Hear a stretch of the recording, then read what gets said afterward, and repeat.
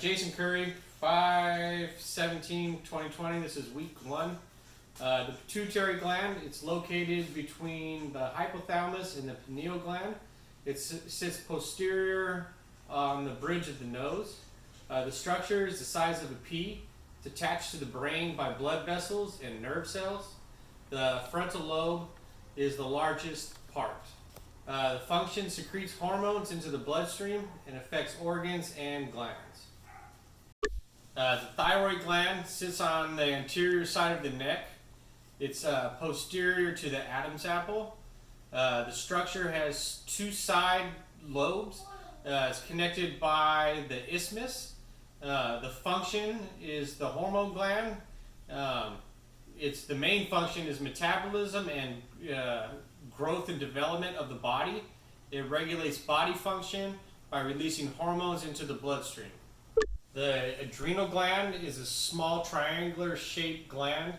It's located on the superior portion of the kidneys. The structure is the anterior medulla. It produces epinephrine and norepinephrine.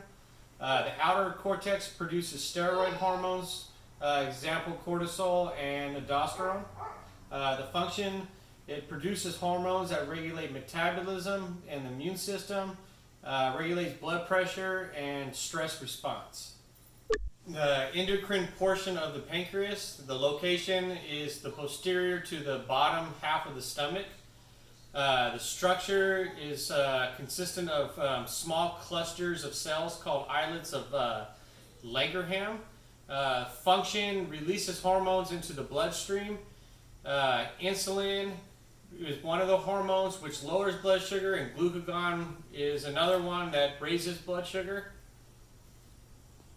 The hypothalamus is on the anterior lobe of the pituitary gland.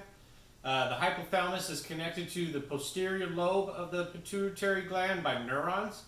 The hypothalamus regulates the function of the pituitary gland.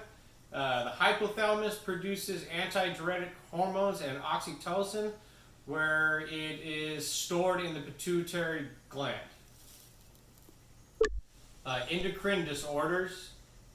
Primary is dysfunction in the peripheral endocrine gland. Secondary is understimulation of the pituitary gland or overstimulation of the pituitary gland. The tertiary is a dysfunction of the hypothalamus and hormones being released. It is important to distinguish between a endocrine gland and which discharges hormones into the bloodstream.